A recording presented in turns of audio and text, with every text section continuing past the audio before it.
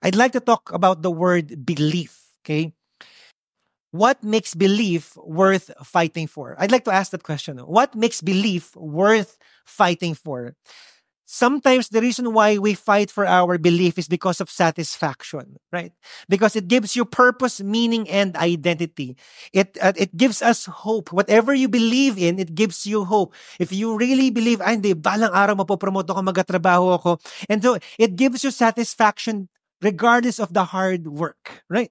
And sometimes, hindi lang yun, the reason why belief is worth fighting for is because it's the solution to your issues, right? It gives you clarity, direction. It gives you a sense of mission, if I may say, right? And so, ito ang gagawin ko just to get to my point A to point B. And then, it shapes you. It shapes your belief, shapes us. It transforms our value. It transforms our character and our actions. So if you believe that that person is meant for you, diba? How many single men here in the house? Single men. Lord, nakita nyo, isa lang ang single men doon. Hindi, mahal ko talaga to eh, di ba? So dati hindi mo ginagawa yung ginagawa, pero nagbabago ka, it shapes you because of your belief. Belief is so important. But mind you, there is a cost to all belief. There is a price to all belief. If you say that you believe in that, there is a cost to pay. Galileo cost him his freedom when he said that the sun is the center of the solar system. Ayaw ng mga religious people noon, kulong ka. It cost him his freedom. Rizal was executed, right, because of his belief. And here's my question. How many of you here meron kayong pangarap sa buhay? Taas ang kamay. May pangarap ka sa buhay? Yes. When you have dreams in life, it will cost you a lot, right? Sometimes your time, effort, and money. Sometimes even time with pleasure. Kasi you want to achieve your dreams in life. Your love for your wife. How many of you mahal niyo yung mga asawa po ninyo? Raise your hands. Yeah, nice. Okay. Di ba nung niligawan mo siya, sabi mo, I will move heaven and earth because I believe siya yung para sa akin. And even though ayaw ng magulang niya sa'yo, Nox, drama. Di ba? Parang, okay lang kasi mahal ko siya. And when you were the woman, tapos niligawan ka ng guy na yung asawa mo na ngayon, kahit na hindi gusto ng mga magulang mo, hindi, mahal ko siya eh. Because you believe in that. It costs you a lot, right? Belief will cost you a lot. The problem is, there's three things about belief. Some people have beliefs but can easily let go when the going gets tough. Ang hirap naman nito, ayoko na nito. You call that delusion kasi you don't really believe in that. Right? Some people have beliefs even though it's not worth fighting for. You call that obsession. Hindi ka talaga singer. Hindi, singer ako. Okay. Baka usher ka. Hello. Because hindi, I'm a basketball player. Hindi nga para sa iyo yung basketball talaga eh. You keep fighting for it. Maybe that's just obsession. My hope is that will become the third. Some people have beliefs that are worth fighting for. You call that conviction.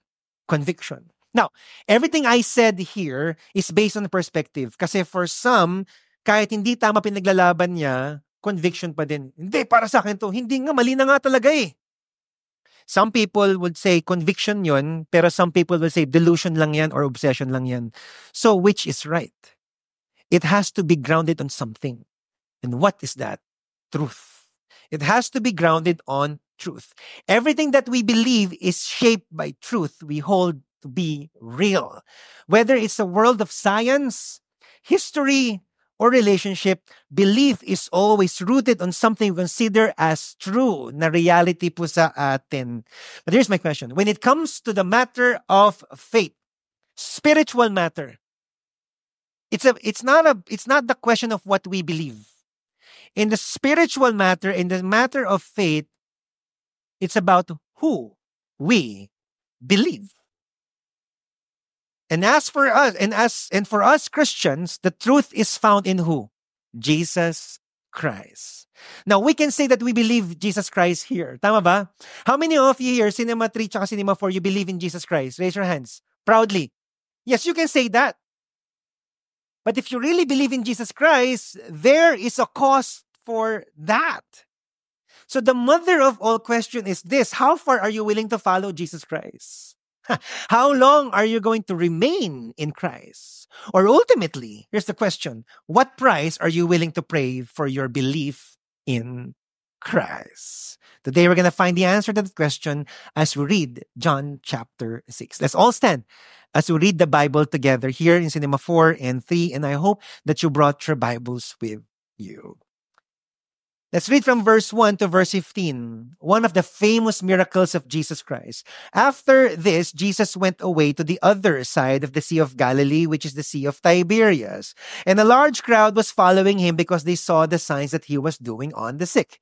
Verse 3, Jesus went up on the mountain, and there he sat down with his disciples. Now on the Passover, the feast of the Jews was at hand. Lifting up his eyes, then he, seeing the large crowd was coming toward him, Jesus said to Philip, "Where are we to buy bread so that these people may eat?" Verse 6, he said this to test him, for he himself knew what he would do. Philip answered him, 200 denarii worth of bread would not be enough for each of them to get a little. One of these disciples, Andrew, Simon Peter's brother, said to him, "There is a boy here who has 5 barley loaves and 2 fish, but what are they for so many?" Jesus said, "Have the people sit down." Now there was much grass in the place, so the men sat down in about how many? 5,000 men in number. Jesus then took the loaves, and when he had given thanks, distributed them to those who were seated, so also the fish as much as they wanted. And when they had eaten their fill, he told his disciples, "Gather up the leftover fragments, and nothing may be lost." So they gathered them up and filled 12 baskets with fragments from 5 barley loaves left by those who have eaten. When the people saw the sign that he had done, they said, "This is indeed the prophet who is to come into the world." Perceiving then that they were about to come and take him by force to make him king, Jesus withdrew again to the mountain by himself. Let's pray. Father, thank you so much for the reading of your word, and thank you, Lord, because this is your very, very word. Because your word has been spoken, your life is here. And because your life is here, Lord God, because there is life rather, we are going to be transformed and changed. So bless us today because of your word. In Jesus' name I pray. Amen. Amen. Before you take your seat, pakisabi sa katabi mo, you are blessed. All right. You now take your seats. There. Wow. Amazing. We're so jam-packed here. Also, sa Cinema 3 din. So, this is one of the greatest miracles of Jesus Christ. Can you imagine that, multiplying the bread and fishes? How many of you here, you want God to multiply the food in your house? Come on. Right? How many of you want God to multiply your finances? Yes, pagkita mo 5 million. Okay, so let's cover some details. So for us to have a greater understanding, mabilis lang po. So there was the Passover. The Passover was an event that they celebrate every year because that was the moment when God delivered Israel from Egypt. Ano nangyari po doon? They covered their door with the blood of the lamb. Okay, and that saved them. And then there were so many people following Jesus Christ. And then they were up in the north, Sea of Galilee. I was there in 17 rather. And so Galilee is up north. Sa baba po niyan is Jerusalem, the seat of power. This is very important. You have to listen very carefully. Mamaya mas maintindihan natin yan. And Jesus intended to feed the people na napakadami po nila. Which of course, sabi ng mga disciples, paano natin papakainin itong mga taong ito? Sabi ni Philip, meron akong ganitong klaseng pera, 200 denarii, pero kaya ba? And some of the disciples said, di mapapakain yung tao ng ganyang kakaunting pera. Sabi ni Andrew sa verse 9, merong bata dito, Jesus, meron akong solusyon, 5 barley loaves of bread and 2 fish. And maybe Peter and John was saying, ano pinagsasabi mo dyan, Andrew? Libo-libo yung tao dito. And then verse 10, ang sabi ni Jesus, have the people sit down. And then there was so much grass. And then the number of people were 5,000 men. Say 5,000. This is so important because hindi lang included yung mga babae dito nung binilang to. The men here refers to husbands who have families. And so according to scholars, around 20,000 po yan. 5,000 men na gutom. Hindi pa kasama yung mga babae na mas gutom. Okay, anyways. So sabi ng mga scholar, mga 20,000 daw sila. But interestingly, a preacher commented on this. Bakit 5,000 yung hinighlight na number? Bakit hindi na lang lahat? Because during that time, the Roman legion has 5,000 army. A legion refers to 5,000 army.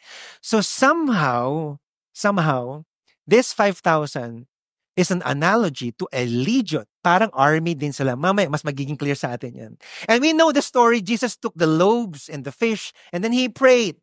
And then, ano kayang iniisip ng mga disciples niya? Okay, pinag-pray ni Jesus yung pagkain, tapos libo-libong tao to 20,000 people. Anong mangyayari sa atin dito? And then sabi ni Jesus, distribute it. Ano? Paano ko distribute? Lord, ang konti nito. Nakakahiya. And then for some reason, one by one, the people are being fed. May monay. Hindi, walang monay doon. Okay? Hindi. Napakain lahat. And then may natira pang 12 basket. And when the people saw it, verse 14, this is indeed the prophet who is to come into the world. This is the guy that Isaiah in the Old Testament hundreds of years ago was prophesying. Ito yung sinabi ni Daniel, ni Ezekiel, ni Jeremiah, that one day a king will come to us just like King David, and they will overthrow Rome, and then we will be set free. We'll become world power one day again. Passover yun. Nung Passover, syempre si Moses yung bida, it was so vivid to them. Moses delivered them from Egypt. Ito na yung guy that will deliver us from Rome. Why is this so important? Because their belief was the Messiah would save them. Their belief was the Messiah would satisfy their greatest need, would solve their greatest issues, and they will be shaped once more as a great nation, and their pride will be restored. See? They were looking for that. And Jesus was the answer. And so the reason why so in verse 15, sabi doon, they wanted to take Jesus by force. Ikaw na ang hari namin. Now, di ba nasa Galilee sila? Nasa north po yun, sa baba po, Jerusalem. Can you imagine 5,000 men, a legion, like an army, marching and shouting, "This is Jesus our King. He is our King." Pababa hanggang Jerusalem. Magsisisigaw po yung mga yan. Anong mangyayari pagdating po sa Jerusalem? Dadami na po yung sasama sa kanila. Now they are more than a legion. Imagine nasa Baguio sila. Baguio, ang sarap, diba? And then they saw Jesus. Wow, ang galing nito. Jesus is our King. Pupunta, bababa sa Pangasinan. Jesus is our King. Bababa sa Tarlac, Pampanga, Bulacan, pagdating sa Malacanang, ang dami na po nilang lahat. That's why Jesus withdrew from them, kasi alam niya yun ang po mga mangyayari. Are you here? And so, the next day, they saw Jesus. Verse 25. When they found him on the other side of the sea, they said to him, "Rabbi, when did you come here?" Because they were seeking him. And then Jesus said, verse 26, "Truly, truly, I say to you, you're seeking me not because you saw signs, but because you ate your fill of the loaves." Na-reveal sila. The reason why you're just seeking me and following me because you were satisfied. Kasi nabusog lang kayo. You're not seeking me because of me. You're just seeking me because of the blessing. Why are we fasting? Why did you fast? Why are you praying? Why are we all here today? Are we here today to gain favor from God, or because we want to really worship God? No, that's two different things. Why did we fast? Lord, nag-fasting ako, Lord God, so that I will be promoted this year. Lord, grabe Lord, bless mo ko. Are you here? That's what it meant. And then verse 27, Jesus said, "Do not work for the food that perishes, but for the food that endures to eternal life, which the Son of Man will give to you. For on him, God the Father has set his seal." Do not work for food daw. How many of you nagtatrabaho po dito? Raise your hands. Huwag na kayong magtrabaho. Hindi, joke lang po. Hindi po yun. Hindi po yun ibig sabihin ni Jesus Christ. What Jesus was referring to here, your priorities has always been about your needs. It's always about your needs, your longing, what you wanted, yung pagbabago ng Israel, pagbabago ng bansa, yung economy niyo, yung social life niyo, yung relationship niyo. It's all about you. Do not work for that, because those things are temporal. But seek me first. Seek God first. That's what it meant. This is for us too. Hindi lang po sa kanila po yun. Because we have lots of desires. Physically, politically, gusto natin magbagong bansa, we pray for it. Financially, hindi masama ba to? Hindi po masama to. What Jesus Christ is saying, who is your ultimate priority? Yung mga needs mo ba, mga desires mo ba, or see God? Because we can be tied with temporal, but God wants us to fix our eyes on the eternal. Because what's temporal will never last. Mawawala. Look what happened to Los Angeles. It's burned down to the ground. The house of Mel Gibson, $15 million. Wala na po. If you invest here, I'm not saying you don't invest, but if your life is just invested here or vested here, it will be burned to the ground one day and you will be soon forgotten. But the eternal will last forever. Are you here? Point number 1, prioritize eternal goals over temporal needs. I'm not saying you don't prioritize. I'm saying you prioritize God over everything. You see, the Bible says, your Father in heaven knows what you need. Pakasabi sa katabi mo, your God knows what you need. It's Matthew chapter 6. If God knows what you need, then don't be overly concerned about this. Seek Him first. Matthew 6:33. That's what it meant. Because the eternity is forever. Whatever we built our lives into and pour our lives into, one day, we're gonna die one day. And we'll be soon forgotten. Lahat na pinaghirapan natin, either mapupunta sa mga anak po natin or it will be gone. But God and His kingdom, how many of you are glad that His kingdom will last forever? And how many of you are glad that we have eternal life with God forever? Eternity. And so, let's move on. Verse 28. And then they ask Him, so what must we do to do the works God requires? Kasi ang dami, sanay po sila sa mga good works eh. Napaka-religious po nila eh. So akala nila, oh sige nga Lord, anong gagawin namin? Verse 29. This is the work of God, that you believe in Him whom He has sent. It's not about what you do. It's about believing in me. Pakasabi nga sa katabi mo, believe in Jesus. Really, with conviction, maniwala ka kay Jesus. And then verse 30, etong reply nila. So they said to Him, then what sign do you do that we may see and believe you? What work do you perform? This is just so weird. Ano ba nangyari kahapon? Neto, kahapon. Okay? Ano ba nangyari kahapon? Jesus just multiplied bread and fishes.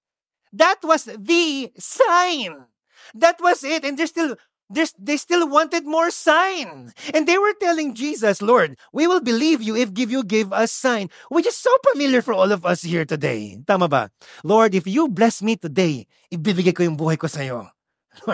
Lord, if you promote me, Lord, then Lord, I will promote you. Wow! Okay. Lord, kung magiging jowa ko tong taong ito, Lord, thank you. Wow, thank you na lang. Wala mo nang kapalit. Sometimes we want signs and miracles before we believe in Jesus Christ. And then they said, parang nanumbat pa, verse 31, our ancestors ate manna in the wilderness, as it is written, how He gave them bread from heaven to eat. And they were referring to Moses, of course. Kasi nga Passover eh. Di ba nagbigay ng manna si God from heaven? No, bigyan mo kami ng sign. Ano ba bang sign ang gusto nyo? Maybe Jesus was thinking about that. And then, verse 32, Jesus said, listen to this. Truly, truly, I say to you, it was not Moses who gave you the bread from heaven, but my Father gives you the true bread from heaven. For the bread of God is He who comes down from heaven and gives life to the world. And if you were the Jewish people during back that, talaga? Nagbibigay ng buhay? Ano to?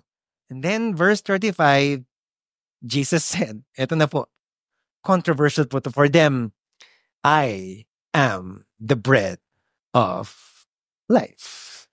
Whoever comes to me shall never hunger, and whoever believes in me shall never thirst.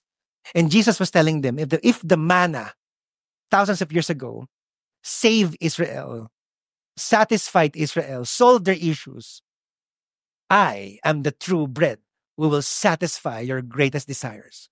I am the true bread who will give you purpose in life. I will solve your greatest issue, and I will shape your life. I will transform you. I am that bread. And therefore, Jesus was saying, I am all that you need. At this point, they started to grumble.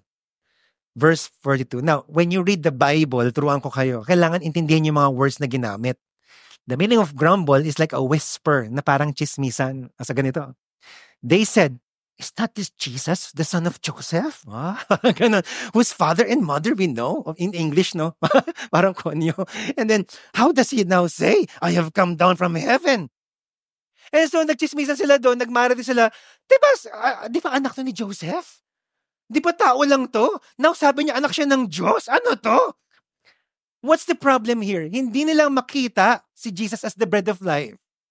May ginawang maganda si Jesus Christ, one of the greatest miracles, just because they cannot understand Jesus, and just because God does not make sense, ayaw na nila. May complain na, may doubt na, may question na. And sometimes familiar tayo doon, di ba? When we don't know what's happening in our lives, Lord, nandiyan ka ba sa buhay ko? Are you really blessing me? Think about that. And then verse 47, Jesus replied, truly, truly, I say to you, whoever believes in me has eternal life. I am the bread of life. The problem why you're having a hard time believing in me is because you're putting your faith on what I can do, not on who I am. I am guilty of that too. Lord, I'm going to put my faith in you if you do this to me. Or, Lord, I'm putting my faith in you because you are Jesus. That's two different things. Point number 2. True belief in Christ is to live by faith and not by sight. When you see something happening in your life, will you still put your faith in Him? Lord, ang hirap ng buhay. Lord God, if you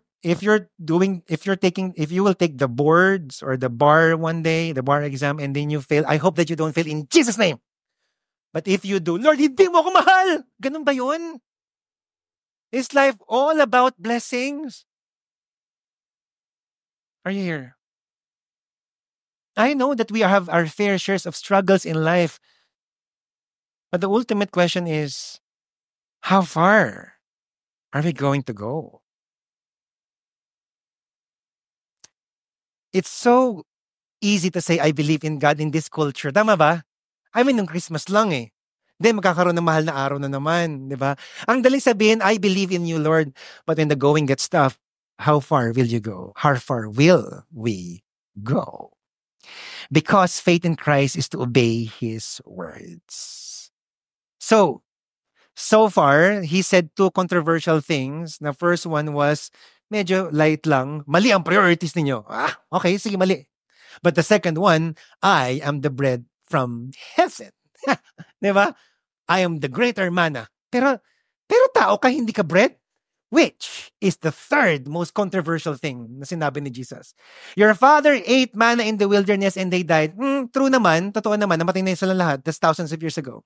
And then verse 50, this is the bread that comes down from heaven, so that no one may eat of it and not die. Pag kinain namin yung bread from heaven, hindi kayo mamatay? Ay, immortalized kami. Ano to? Paano? And then verse 51, the most controversial of all that Jesus told them. This is the make or break point for them. Could be for us too as well. I am the living bread. Guys, you don't understand. I am the living bread that came down from heaven. And then He said something, whoever eats this bread, ito, kaya yung kamay ko, parang ganun, will live forever.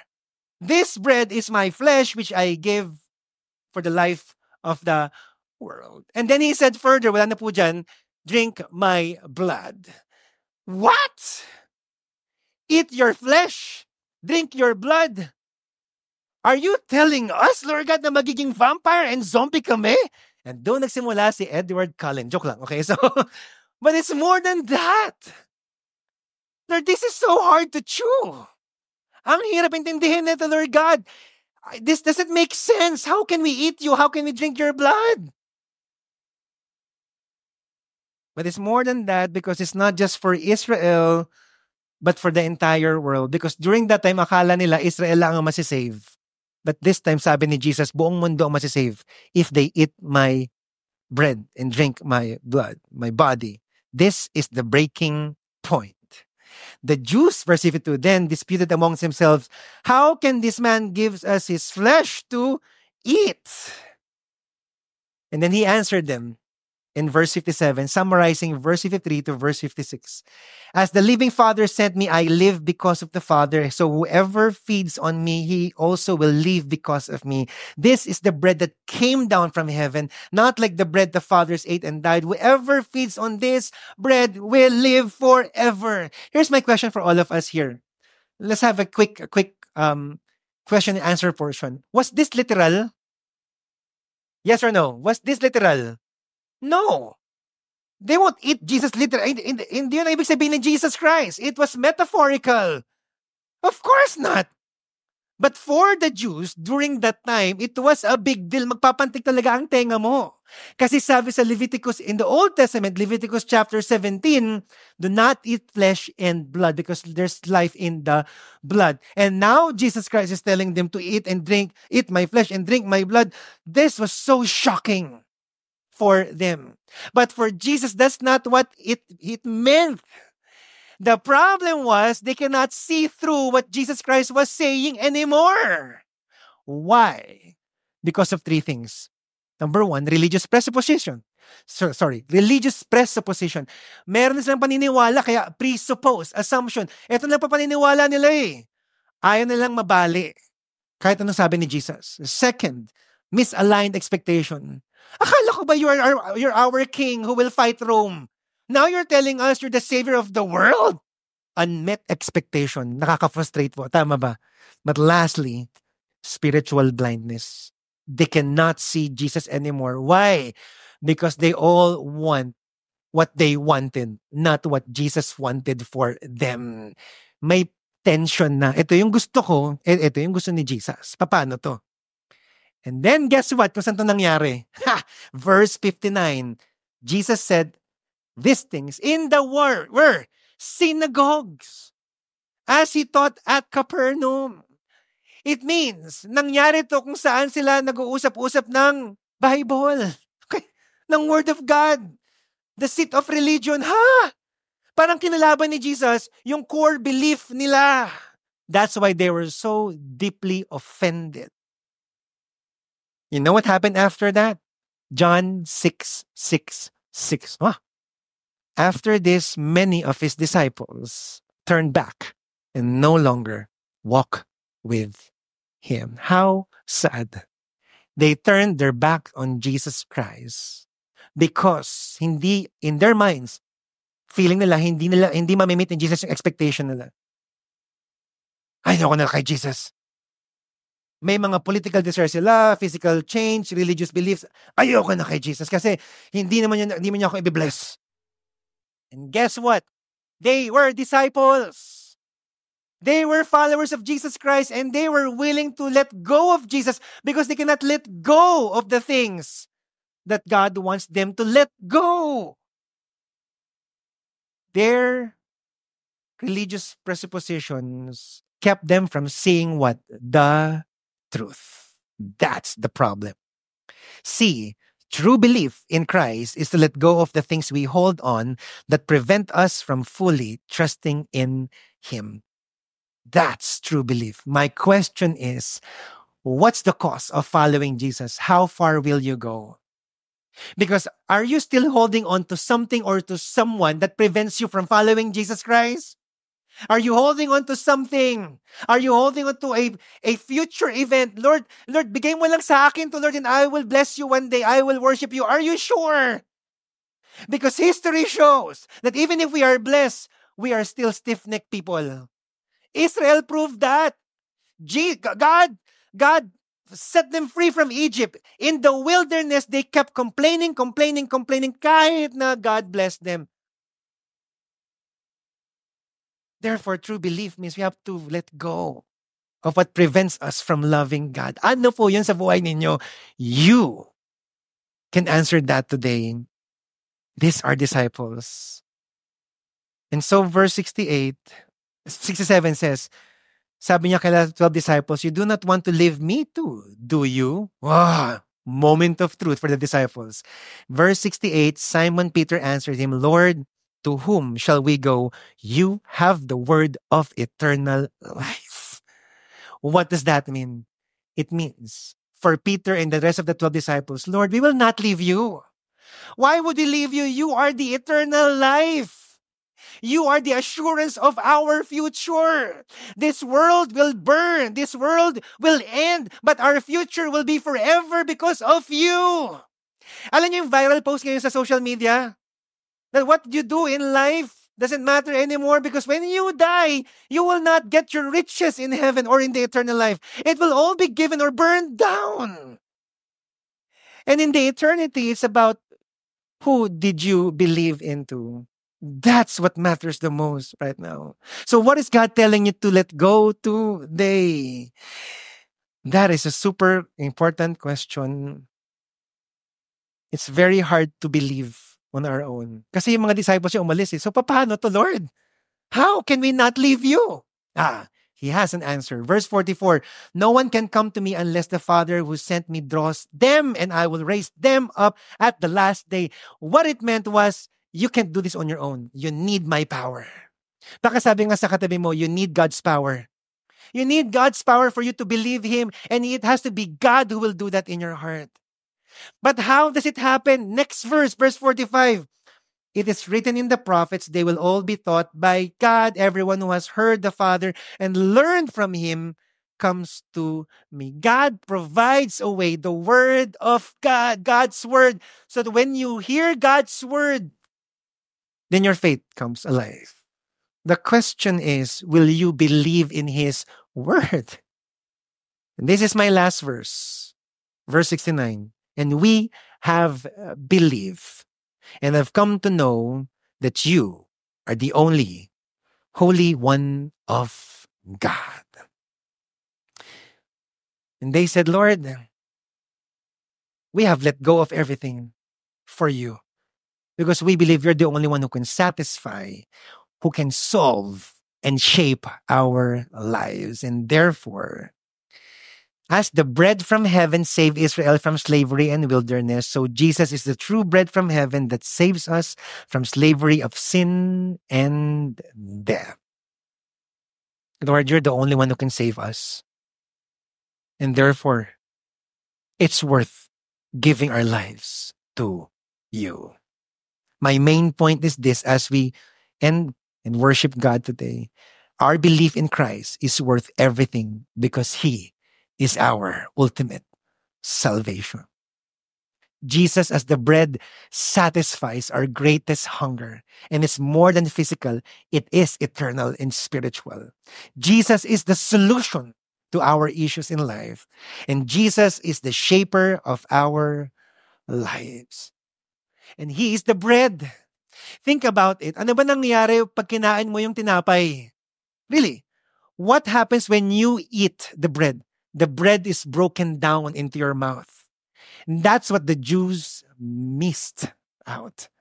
Because what Jesus was telling them, my body will be broken. I will be crushed. I will die. I will be crucified. And I'm doing this for you.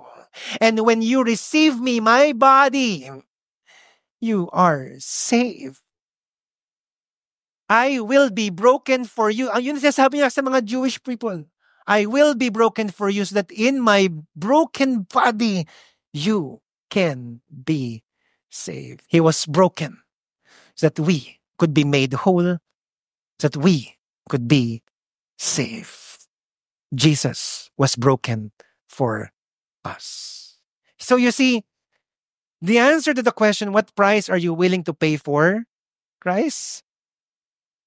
Actually, there's a greater thing that you need to understand first. It's not about what you're willing to pay for, but to understand that Jesus paid the price of His life so that we could have eternal life. And He, being the bread of life, will satisfy us, will be our ultimate solution in life, will save us.